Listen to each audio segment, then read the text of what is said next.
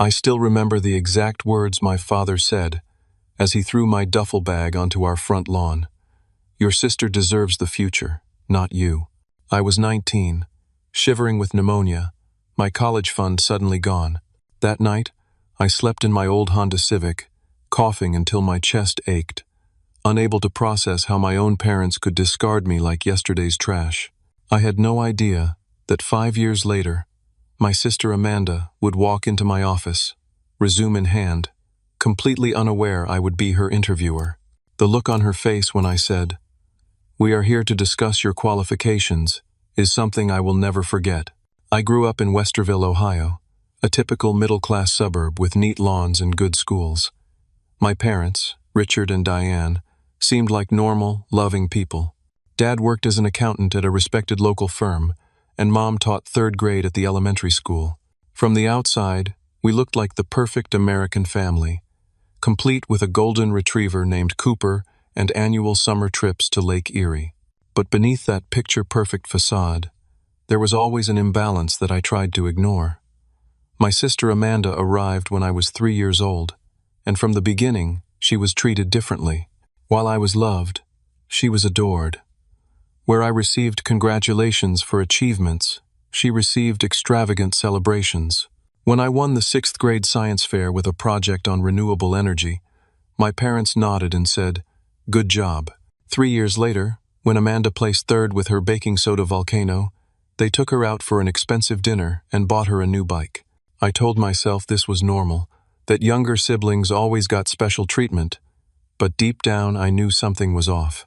Throughout high school, I worked hard, maintaining a 3.8 GPA while holding down a part-time job at the local hardware store. Every dollar I earned went into my college fund, which my parents had started when I was born. They promised to match what I saved, and I believed them. I dreamed of becoming an architect, sketching building designs in notebooks that filled my bookshelf. Amanda, meanwhile, breezed through school on natural talent and charm. She joined every club that caught her interest and quit just as easily when she got bored. My parents never pushed her to get a job or save money. "Your sister needs to focus on her potential," my mother would say whenever I pointed out the discrepancy. I was ecstatic when I got accepted to Ohio State University. It wasn't Ivy League, but it had a solid architecture program, and with my savings combined with what my parents promised, I could graduate debt-free. I moved into the dorms in September, feeling like my life was finally beginning.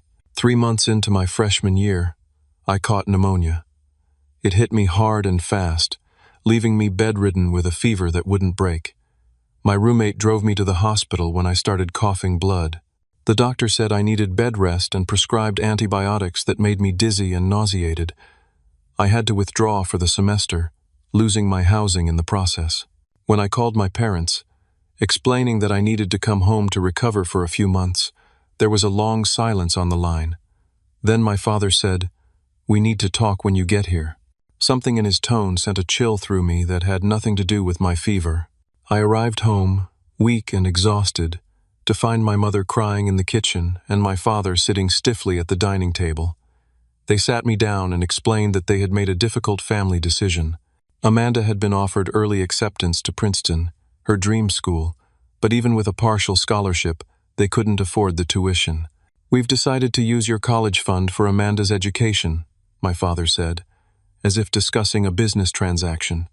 "She has a real shot at greatness, Stephen. You can take out loans or go to community college." I stared at them in disbelief. "But that's my money too. I saved half of it." My father shook his head. "The account is in our names. Legally, it's our decision." That was the first blow. The second came when I discovered they had been siphoning money from my fund for years, slowly building Amanda's while letting me believe mine was growing with my contributions. Bank statements I found while searching for my birth certificate showed regular transfers dating back to when I was 16, right around the time Amanda started talking about Princeton. I confronted them that evening, my hands shaking as I held the printed statements. My mother couldn't meet my eyes. My father's face hardened. "You've always been practical, Stephen. You'll land on your feet," he said dismissively. "Amanda needs this opportunity more than you do." The betrayal cut deeper than I could have imagined. My entire childhood reframed itself in my mind, every unequal treatment now seen for what it was, preparation for this moment when they would choose her future over mine. The full confrontation happened the next morning. I'd spent a restless night coughing and planning what to say. I walked downstairs to find them already at the table, an envelope between them. "We think it's best if you find your own place," my father said without preamble. "I'm sick," I protested, my voice raspy. "I need a few weeks to recover and find a job." "We've given it a lot of thought," my mother said, tears streaming down her face. She pushed the envelope toward me. "There's $300 in there. It's all we can spare right now." "All you can spare?" I echoed, incredulous. "You've taken thousands from me." "That was always our money," my father snapped. "And watch your tone. This isn't easy for us either." "Not easy? You're throwing your sick son out in January. Where am I supposed to go?" My father stood, his chair scraping against the floor. "Your sister deserves the future, not you. She has real potential. You're just ordinary, Stephen. You'll survive." Those words burned into my memory. Ordinary, dispensable. I looked at my mother, hoping for intervention, but she just dabbed at her eyes and said nothing.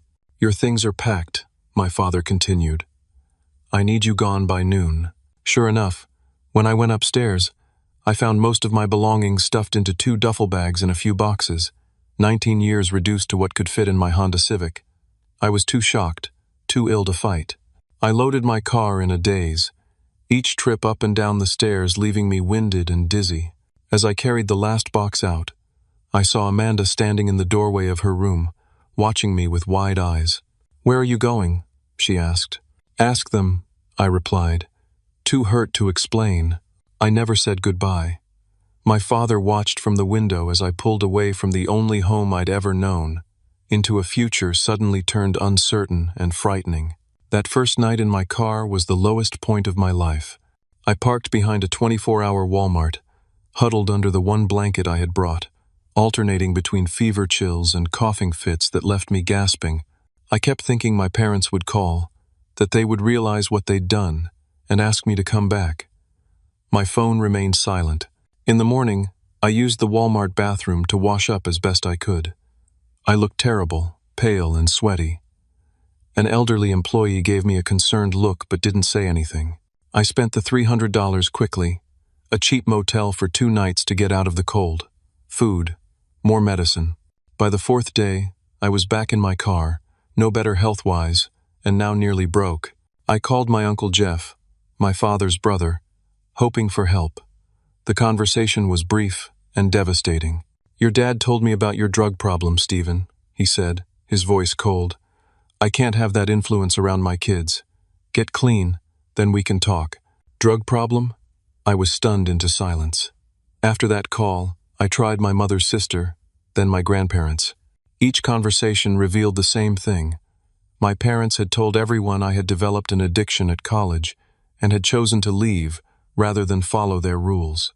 They had not only cast me out, but had poisoned my entire support system against me. 2 friends from high school let me crash on their couches for a few days each, but they were college students themselves, living in crowded apartments with roommates who quickly grew tired of an extra person taking up space. By the end of January, I was officially homeless, still sick, and completely alone. My car became my shelter, my college textbooks, my pillows. I haunted public libraries during the day for warmth and used their bathrooms to stay somewhat clean. Fast food restaurants became my lifeline, not just for cheap meals but for the free Wi-Fi to search for jobs and housing I couldn't afford. I tried calling my sister, hoping she might at least tell me why this was happening, but she never picked up. Later, I discovered my parents had told her I wanted nothing to do with the family anymore, that I was jealous of her success and had left in a rage. The final blow came in early February when my car was towed from the street where I'd parked it overnight. I didn't have the $150 to get it back, losing not just my shelter but most of my remaining possessions. That night, I checked into a homeless shelter downtown, the reality of my situation impossible to deny any longer. The shelter was crowded, noisy, and sometimes dangerous. My laptop disappeared the first night, stolen while I slept fitfully on a narrow cot. With each passing day, my anger at my parents grew, but so did my despair. I wasn't getting better, my pneumonia lingering without proper rest or nutrition. I applied for jobs, but who would hire someone with no address who looked like death warmed over? As February turned to March, I found myself sitting in a small park, watching people walk by, living their normal lives. I had 27 cents in my pocket. No home, no car, no computer, no family. I was seriously contemplating whether life was worth continuing when a gruff voice interrupted my dark thoughts. "You look like you could use a hot meal, son." I looked up to see an older man, probably in his 70s, with silver hair and kind eyes that somehow remained sharp and observant. He wasn't dressed much better than I was, but he carried himself with dignity. I was too exhausted to refuse. That chance encounter would change everything. The man introduced himself as Jack Parker, and he bought me lunch at a nearby diner. I devoured the first real meal I'd had in weeks while he watched patiently. When I finally slowed down, he asked me my story. Maybe it was the food, or maybe it was just having someone actually listen, but everything poured out of me. My parents, the betrayal, the illness that wouldn't go away, the weeks of homelessness. When I finished, I expected judgment or dismissal. Instead, he nodded thoughtfully. "I've heard worse stories, but not many," he said. "How's that cough?" As if on cue, I started hacking, pain shooting through my chest. When I caught my breath, he was already standing. "Come on," he said. "I know someone who can help with that." I followed him, having nothing to lose. We walked several blocks to a small medical clinic I hadn't known existed. Jack spoke briefly to the receptionist, who nodded and led us back to an exam room without asking for ID or insurance. The doctor, a middle-aged woman with tired eyes, examined me thoroughly and shook her head. "Your pneumonia is becoming chronic. You need consistent treatment and rest." She wrote several prescriptions, which Jack took without comment. Later, sitting on a bench outside a pharmacy with my new medications in hand, I finally asked the question, "Why are you helping me?" Jack sighed, looking suddenly much older. "Let's just say I'm making up for past mistakes." Over the next few days, I learned Jack's story in pieces. He had been a successful business executive decades ago, rising through corporate ranks while his family took a back seat to his ambition. When his wife finally left, taking their 2 children, he threw himself even deeper into work. By the time he realized what he'd lost, it was too late. His children wanted nothing to do with him. I retired wealthy and alone. He told me one evening as we shared a simple dinner in his small apartment, where he'd let me sleep on the couch. Then the 2008 crash wiped out most of what I had. Poetic justice, maybe. He wasn't destitute, but he lived modestly now, doing occasional business consulting for small companies who valued his experience. A week after we met, Jack made me an offer. "I need help organizing my paperwork, making calls, sending emails. I can't pay much, but you can stay here, and I'll help you get back on your feet." It was more generosity than I'd seen in months. I accepted immediately. The arrangement was supposed to be temporary, but it evolved into something more. As my health improved with proper medication and regular meals, I started taking on more responsibilities. Jack's occasional consulting was actually a small business he ran from his home office, advising struggling companies on restructuring and efficiency. I had a knack for the administrative side, organizing his chaotic files and setting up a proper billing system.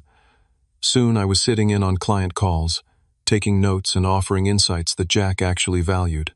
One evening, about 2 months after we met, Jack had a coughing fit that wouldn't stop. I recognized the sound, the way he clutched his chest. I called an ambulance despite his protests. At the hospital, while we waited for test results, he finally told me the truth. Cancer.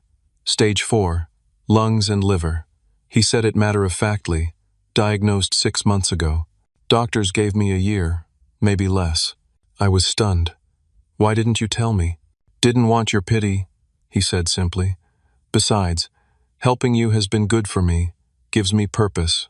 Jack recovered enough to return home, but the episode changed our relationship. There was an urgency now to everything he taught me about business, finance, and people. He wasn't just giving me a job, he was passing on everything he knew. "You're smart, Stephen," he told me. Smarter than I was at your age. But you need credentials in this world. We're getting you back to school. He helped me enroll in community college, paying my tuition from his savings despite my protests. I took business classes in the evenings while managing his consulting work during the day. Every dollar I earned went into a new savings account he insisted I open. Your parents stole your future, he said. We're building you a new one.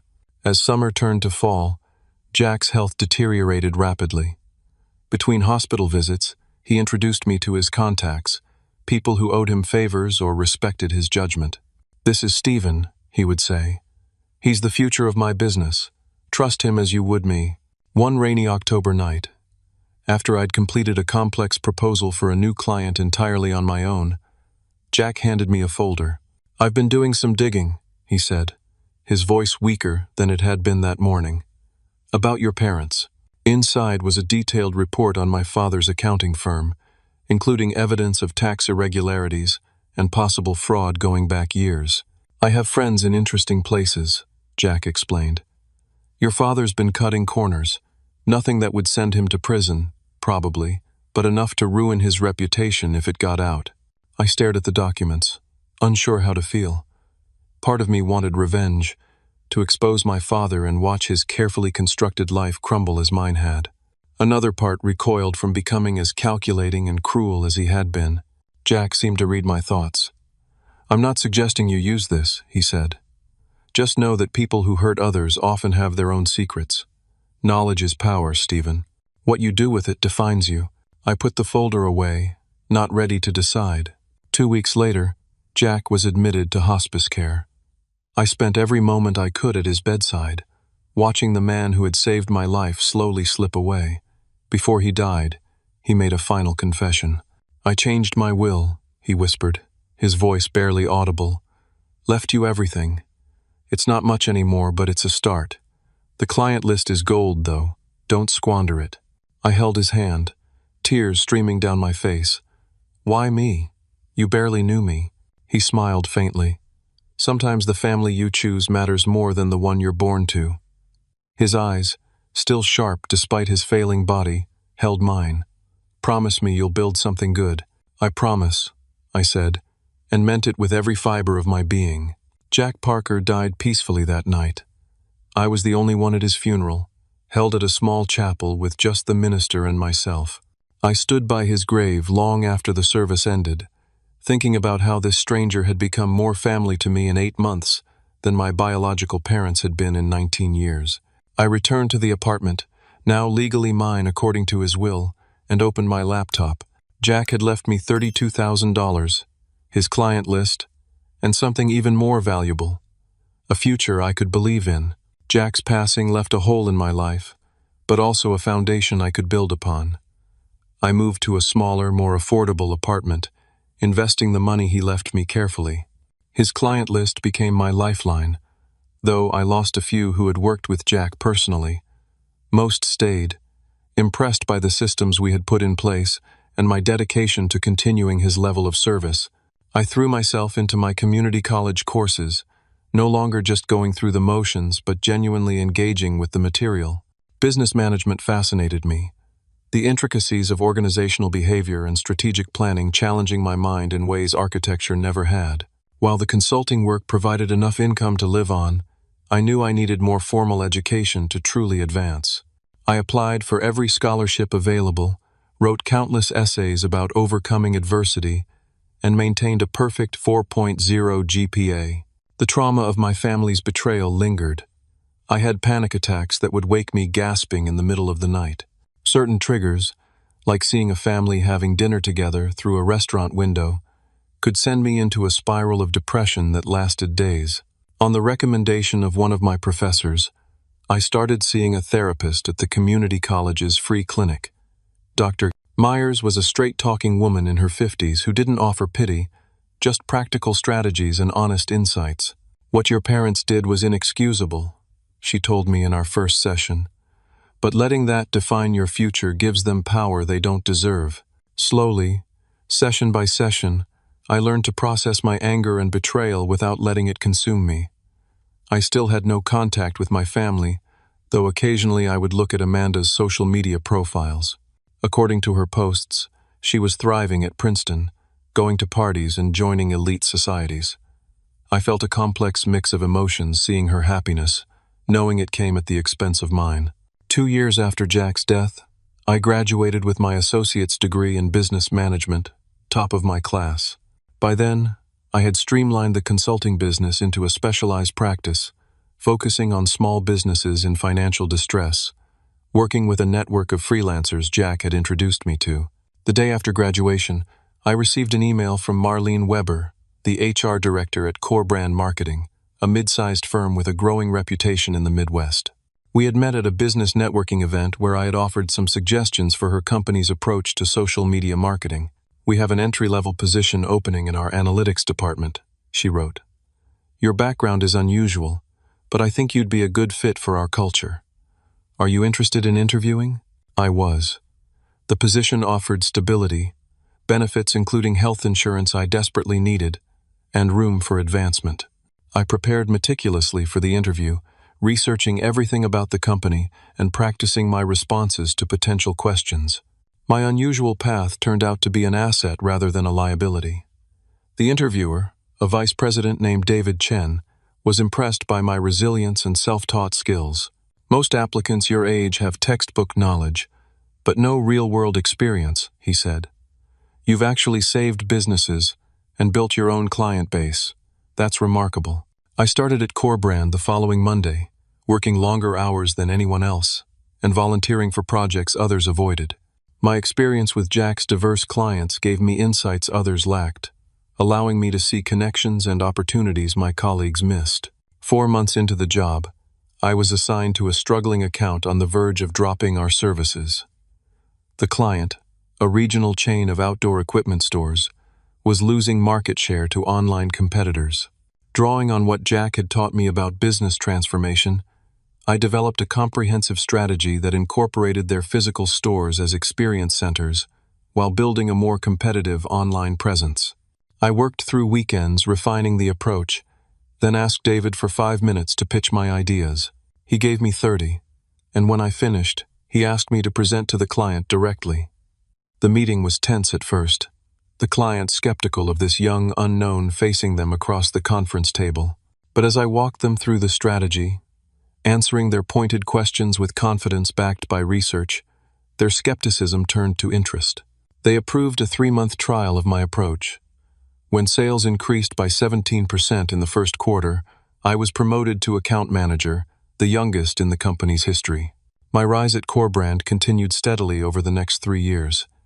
I moved from account management to strategy development, building a reputation for innovative approaches to challenging problems. I started therapy again, this time with a private therapist I could afford with my new salary, working through the deeper issues my family abandonment had created. I bought a small condo in a renovated downtown building, my first real home since being kicked out. The day I signed the mortgage papers, I stood alone in the empty space, tears streaming down my face. I had done it. Despite everything, I had created stability and success on my own terms. Through industry networks, I occasionally heard rumors about my father's accounting firm. Consistent with what Jack had discovered, Richard Hamilton and Associates was under investigation by the state licensing board for ethical violations. I kept the information Jack had given me securely stored, never using it but finding some comfort in knowing the truth might eventually come to light without my involvement. In my 4th year at Core Brand, the company announced a major expansion, creating a new division focused on emerging digital markets. The director, Vanessa Torres, approached me directly. "We're building this team from the ground up," she explained. "I want you to manage the hiring process and help shape the department culture. You have an eye for potential others miss." It was a significant vote of confidence, effectively making me second in command of what would become the company's fastest-growing division. My first task was to review hundreds of resumes for various positions, from entry-level analysts to experienced digital strategists. Late one night, as I scrolled through applications on my laptop, a name jumped out at me: Amanda Hamilton. My sister. I stared at the screen, heart pounding. Her resume showed she had left Princeton after 3 years without graduating. Since then, she had worked a series of retail jobs, none lasting more than 6 months. She was applying for an entry-level content creation position, one she was marginally qualified for at best. I closed my laptop, suddenly unable to breathe. 5 years had passed since that January day when my life had been upended. 5 years of struggle, growth, and rebuilding. And now, through some cosmic coincidence or twist of fate, my sister's future was literally in my hands. I poured myself a glass of whiskey and walked onto my small balcony, looking out at the city lights. What would Jack advise me to do? What was the right choice here, not just professionally but for my own healing? By morning, I had made my decision. I would interview her myself. The 3 years following Jack's death transformed me in ways I never could have predicted. While my career at Corebrand flourished, I worked equally hard on rebuilding my personal life and emotional health. My therapist, Dr. Reeves, helped me understand that my workaholic tendencies, while productive, were partly a defense mechanism. "You're afraid to slow down because then you might have to feel everything you've been outrunning," she observed during one particularly difficult session. She was right. I had substituted achievement for connection, using professional success to fill the void my family had left. Slowly, I began to open up, first to colleagues, then to actual friends. Marcus, a graphic designer from the creative department, became my first real friend at Corebrand after we were both stuck working late on a pitch presentation. We bonded over our shared love of obscure indie films and began meeting weekly for movie nights. Through Marcus, I met Elena, a literature professor at the local university who challenged my business-focused worldview with perspectives on philosophy and art. Our friendship evolved into a brief romance that, while ultimately not lasting, helped me realize I was capable of trust and vulnerability again. I built what therapists call a chosen family, people connected by choice rather than blood. We celebrated holidays together, supported each other through crises, and created new traditions that helped heal my association of family gatherings with pain and betrayal. My financial situation stabilized and then flourished. I invested carefully, remembering Jack's lessons about the importance of diversification and long-term thinking. By 24, I had fully paid off my student loans from community college and established a healthy retirement account. Occasionally, I would look up my parents on social media, not out of a desire to reconnect, but simply to know what was happening in their lives. What I discovered surprised me. My father's accounting firm had indeed faced consequences for their ethical lapses. Several clients had filed complaints about improper practices, leading to an investigation by the state board. While he avoided criminal charges, his professional reputation was severely damaged. They had sold their house in the suburbs, moving to a much smaller condo outside the city. Amanda's social media told a different story than the carefree college experience her early posts suggested. Reading between the lines of her increasingly infrequent updates, I gathered that Princeton had not been the dream experience my parents had sacrificed my future for. Her posts about academic excitement gave way to photos at parties, then vague references to taking a break and finding herself. I felt no satisfaction in their difficulties, just a hollow sadness for what could have been if they had made different choices. In therapy, I worked through my lingering anger, coming to understand that their treatment of me reflected their own fears and limitations more than any failure on my part. Favoritism like your parents showed is often about the parents' needs, not the children's qualities, Dr. Reeves explained. They likely projected their own unfulfilled ambitions onto your sister. This insight helped me separate my self-worth from their rejection. I was not unworthy of love or support. They had been incapable of providing it equally and unconditionally. My promotion to hiring manager for the new digital division came as Corebrand was undergoing significant expansion. The company had recently acquired 2 smaller agencies, absorbing their clients and some of their talent. My role gave me considerable influence in shaping the culture and capabilities of what would become the company's most profitable department. I approached hiring with principles Jack would have approved of, looking beyond traditional credentials to identify people with drive, adaptability, and unique perspectives. Under my guidance, We built a diverse team that quickly developed a reputation for innovative campaigns that drove measurable results for clients. Vanessa Torres, my director, gave me increasing autonomy as my decisions repeatedly proved sound. "You have an instinct for people," she told me after one particularly successful hire, a former teacher who brought fresh approaches to our educational client accounts. "You see potential where others see gaps." The irony of this statement wasn't lost on me, given how thoroughly my own potential had been dismissed by those who should have nurtured it. Perhaps that experience had given me a sharper eye for overlooked talent. The night I discovered Amanda's application, I barely slept.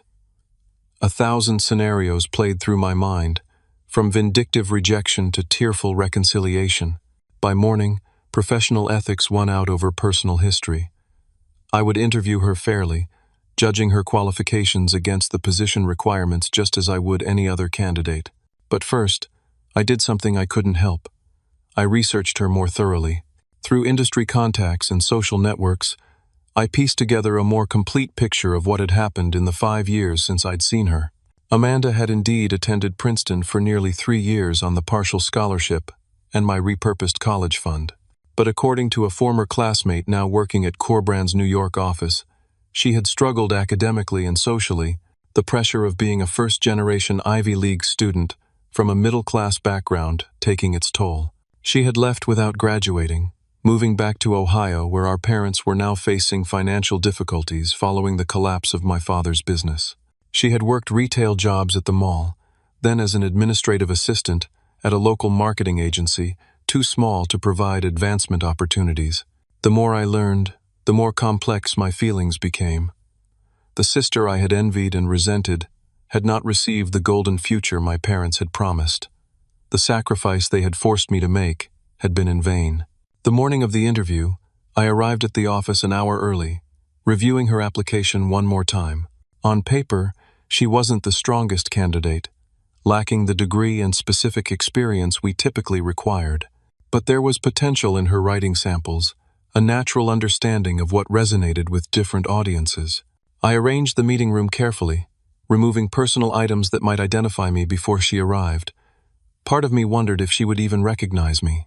5 years had changed me from a sick, desperate teenager to a polished professional. I wore a tailored suit, kept my hair neatly styled, and had developed the confident posture of someone comfortable in corporate settings. As the minutes ticked down to our scheduled meeting, I received an unexpected email from an address I didn't recognize. amandahamilton94@gmail.com. The message was brief but shook me to my core. "Dear Mr. Stephen Walker, I just realized from the company directory that you're the Stephen Walker who will be interviewing me today. If you're who I think you are, I want you to know I had no idea you worked at Corbrand when I applied. This is not some attempt to reconnect. I genuinely need this job. I also want you to know that I only recently learned the truth about what happened 5 years ago. I'm sorry for everything, but I'll understand if you recuse yourself from the interview process. Amanda Hamilton." I sat at my desk, staring at the message, my carefully planned professional approach suddenly complicated by this direct acknowledgement. She knew, and more importantly, her words suggested she hadn't known the truth before. I had 10 minutes to decide how to proceed. In the end, I chose the path that would allow me to maintain my professional integrity while still facing this pivotal moment in my personal history. I responded simply, "The interview will proceed as scheduled. Please check in with reception at 11 a.m. Then I walked to the meeting room to wait for my sister. The night before Amanda's interview, after receiving her email, I barely slept. My mind raced with questions. What truth had she recently learned? How much did she know about what had happened? What did she think of our parents now? I rose before dawn, standing under the shower until the hot water ran cold, trying to clear my head. This wasn't just about Amanda or potential reconciliation. How I handled today would reflect on my professional reputation at Corbrand, the company that had given me a chance when I had nothing. I dressed meticulously in my best suit, a dark blue canali I'd purchased to celebrate my last promotion. The routine of knotting my tie and polishing my shoes helped steady my nerves. In my home office, I reviewed her application one final time, forcing myself to see it through an objective lens. Amanda had completed 3 years at Princeton, majoring in communications before withdrawing.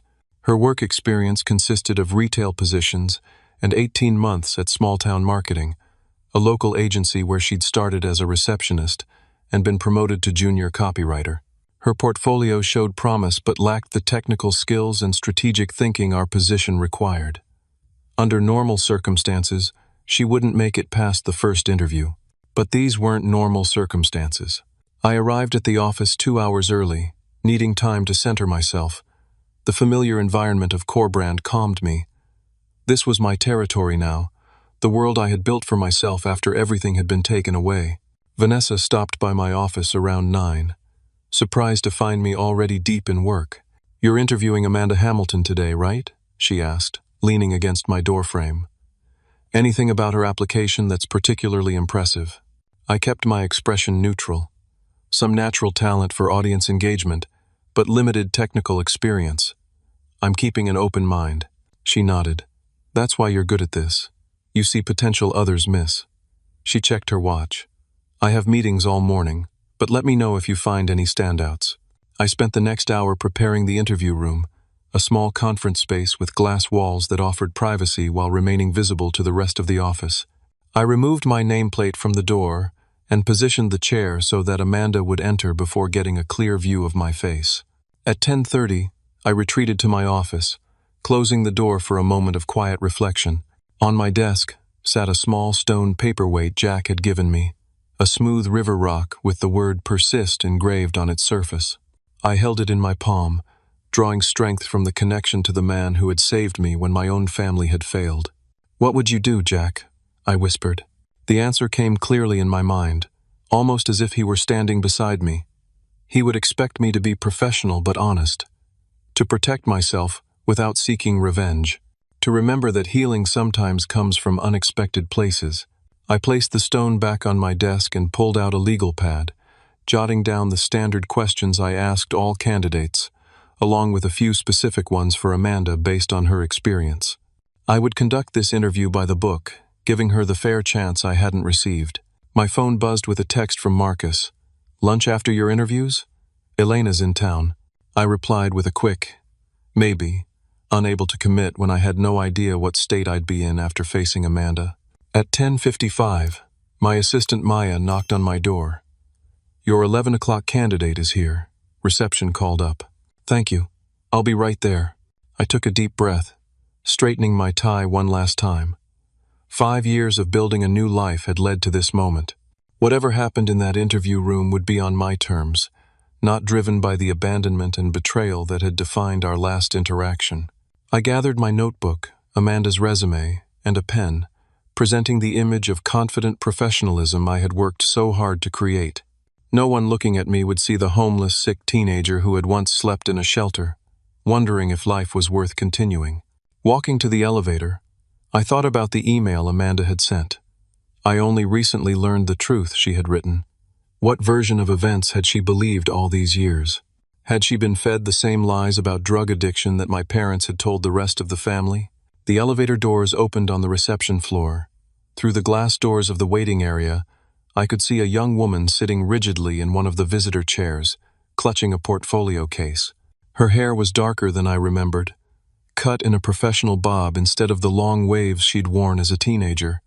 She was thinner, her face showing stress lines that hadn't been there at 16.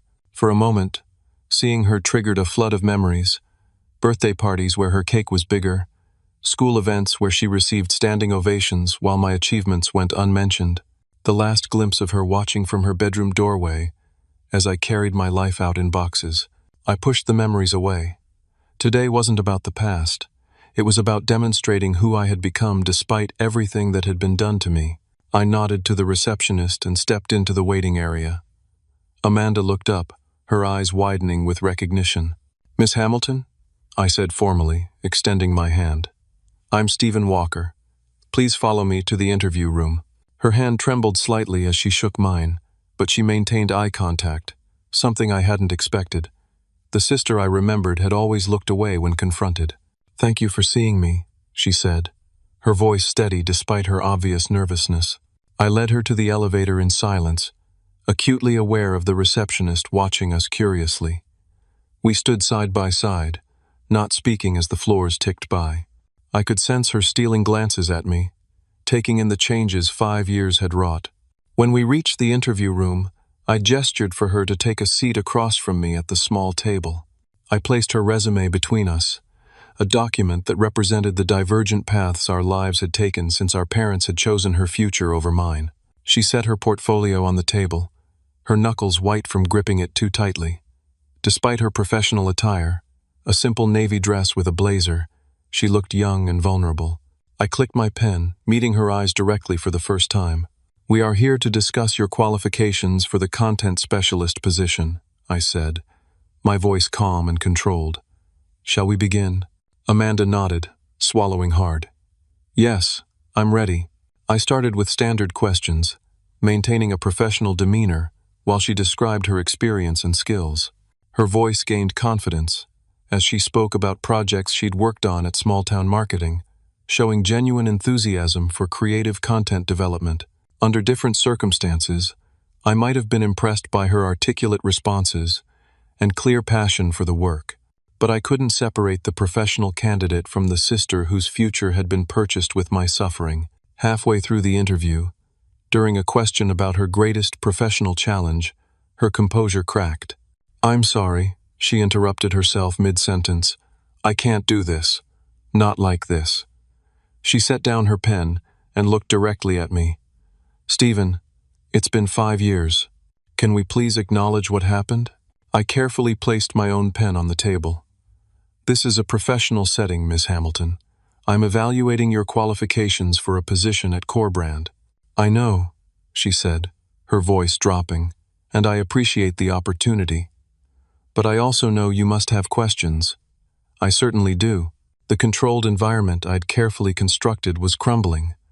Part of me wanted to maintain the professional facade, to deny her the emotional conversation she clearly wanted.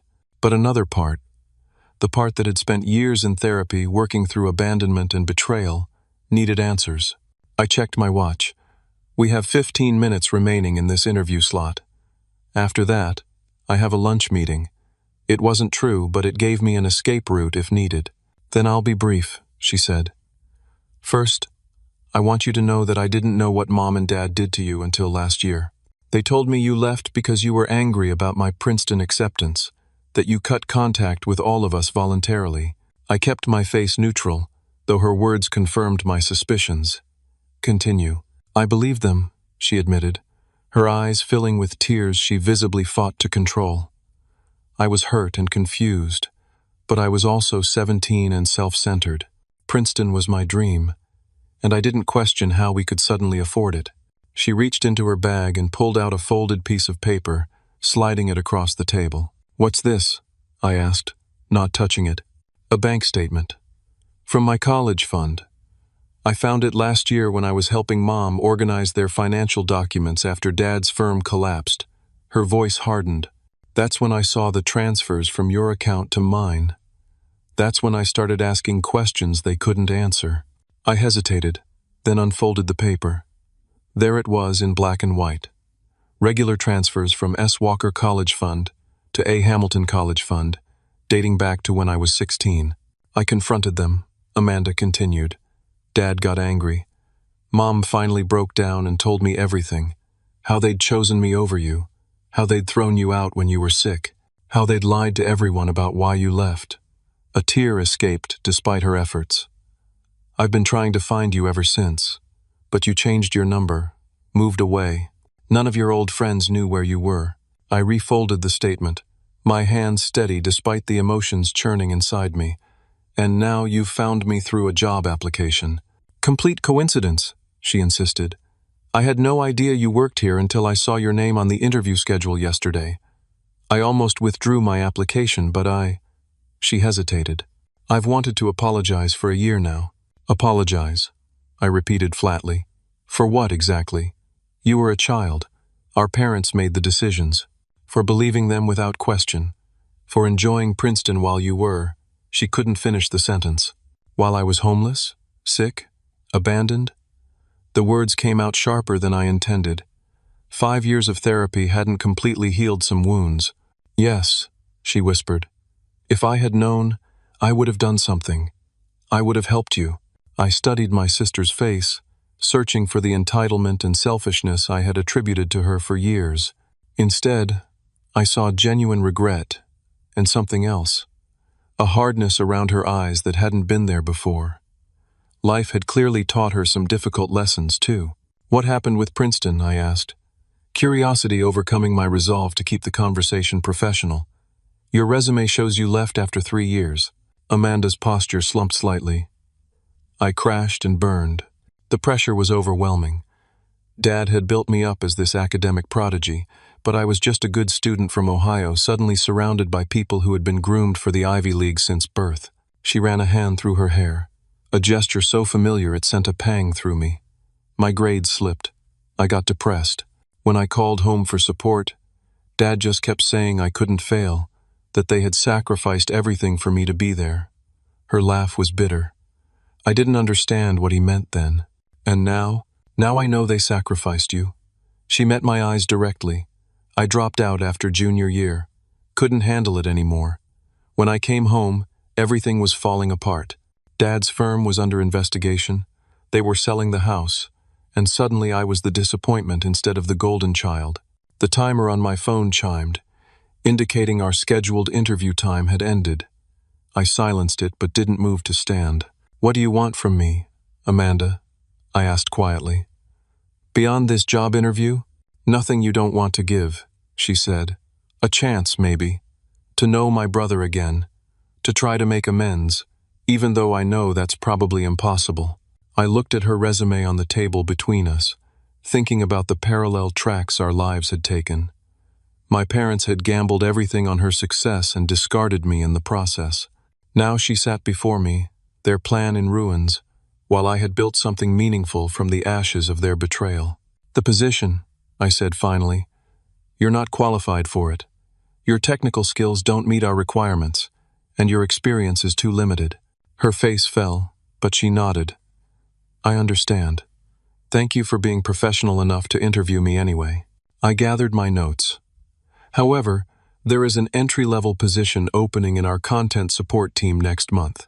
It's more administrative than creative initially, but it provides training in our systems and methodologies. After 6 months, strong performers can apply for advancement to the creative team. Her eyes widened with surprise. Are you offering me a job?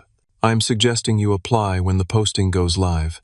If you do, I'll make sure your application receives fair consideration. I stood, signaling the end of our meeting. That's all I can offer professionally right now. Amanda gathered her portfolio, clearly processing my words. And personally? I hesitated, conflicting emotions warring within me. Personally, I think we both have a lot to process. I'm willing to talk, but I need time.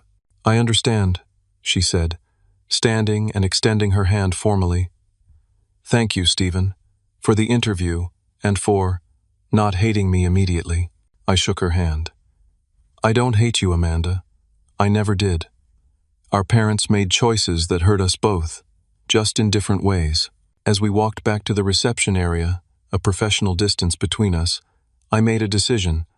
I usually have coffee at River City Cafe on Saturdays around 10. If you wanted to continue this conversation outside of work, the hope in her eyes was almost painful to see. I'd like that, very much. At the elevator, I handed her my business card. Send your updated resume when the content support position posts. And, I paused, then added, it was unexpected seeing you today, but not entirely unwelcome. She nodded, tears threatening again. Thank you, Stephen. I watched her enter the elevator, maintaining my professional composure until the doors closed.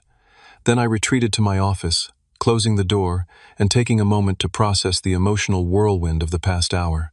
That Saturday, I arrived at the cafe early, securing a quiet table in the corner.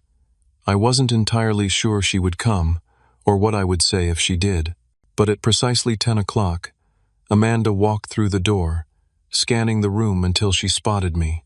Our conversation that morning lasted for hours, painful and healing by turns.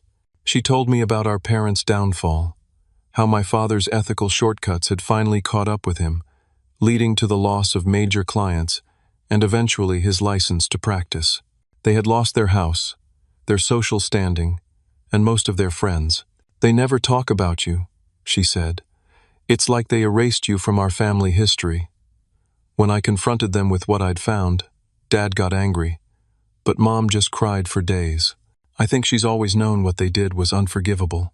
I shared parts of my journey: the homelessness, meeting Jack, rebuilding my life piece by piece. I was selective, protecting the most vulnerable aspects of my experience, while giving her enough to understand what I had overcome. By the time we parted that afternoon, something had shifted. The wall of hurt and misunderstanding between us hadn't disappeared, but a small window had opened, allowing the possibility of a new kind of relationship, not based on our shared past, but on who we were becoming. Amanda did apply for the content support position when it opened, and her interview with the team leader went well. She started at Corebrand a month later, working in a different department from mine to maintain professional boundaries. I watched from a distance as she threw herself into the role, arriving early, staying late, and soaking up every learning opportunity. The enthusiasm I had glimpsed during our interview blossomed as she found her footing. Within 3 months, her team leader was sending me emails praising her work ethic and quick learning. We continued our Saturday coffee meetings, gradually rebuilding a sibling relationship neither of us had truly experienced before. Amanda had been the golden child, me the overlooked one, both of us pawns in our parents' dysfunctional value system. Now we were just two adults finding common ground and genuine connection. 6 months after Amanda joined Corebrand, I visited Jack's grave on the anniversary of his death. The simple headstone read Jackson Parker, 1945 to 2020. He built bridges. I had chosen the inscription myself, thinking of how he had bridged the darkest time in my life, connecting me to a future I couldn't see from the depths of my despair. I placed a small stone on top of the headstone, a Jewish tradition I had learned from one of Jack's oldest friends who had attended the funeral. I kept my promise, I told him, feeling only slightly self-conscious about speaking aloud. I'm building something good, not just at work but in my life. That evening, I finalized the paperwork for the Stephen Walker Second Chance Scholarship at the community college I had attended. Funded through my savings and designed for students facing family estrangement or unexpected homelessness, it would provide not just tuition but emergency housing assistance and mentorship. The first recipient would start classes in January. I had insisted on being part of the selection committee, knowing from experience that official documents rarely told the full story of someone's potential and determination. As for my parents, I still had no contact with them. Amanda occasionally mentioned them in our conversations, usually in passing. They were struggling financially, their retirement plans shattered by my father's professional disgrace. Part of me felt they had received the karma they deserved, but a more evolved part recognized that continuing to define my life in relation to their failures only gave them continued power over me. My therapist had asked once if I could ever forgive them. I wasn't sure forgiveness was possible or even necessary for my healing. What I had found instead was perspective, the understanding that their treatment of me reflected their own brokenness rather than my worth. I had built a life they had never imagined possible for me, surrounding myself with people who valued my contributions and my character. Jack had seen my potential when my own parents couldn't or wouldn't. Now I strive to honor his faith in me by extending that same recognition to others, including, cautiously, my sister. The story of my life wasn't defined by being kicked out at 19. It was defined by what I had built since then. A career, friendships, purpose, and now, the beginning of a healed relationship with Amanda. The painful chapters hadn't disappeared, but they no longer comprised the whole narrative. If you've ever faced betrayal by those who should have protected you, know that their failure doesn't determine your worth. Your future isn't limited by their inability to see your potential. Building a life on your own terms is both possible and deeply rewarding. Have you ever had to rebuild after a profound betrayal? I'd love to hear your stories in the comments. If this story resonated with you, please like and subscribe to the channel for more content about overcoming adversity and finding your path. Share with someone who might need to hear that family isn't always about blood. Sometimes it's about the people who believe in you when no one else does. Thank you for listening to my journey. May you find the strength to persist through your own challenges and emerge stronger on the other side.